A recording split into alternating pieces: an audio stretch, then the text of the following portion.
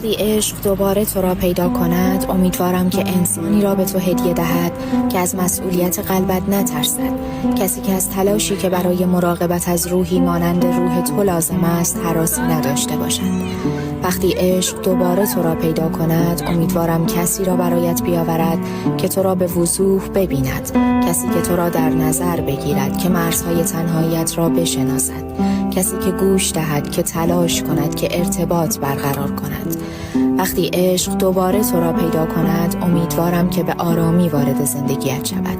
امیدوارم که حس آرامش بدهد، حس امنیت، حس بازگشت به چیزی که کامل است. امیدوارم که مانند چیزی قطعی باشد، مانند چیزی پایدار، مانند یک بازدم عمیق. وقتی عشق دوباره تو را پیدا کند، امیدوارم که حس بازگشت به خانه را داشته باشد، مانند دعایی که پاسخ داده شده است، مانند تمام عشقی که در این دنیا بخشیدی و سرانجام به سوی تو باز می‌گردد.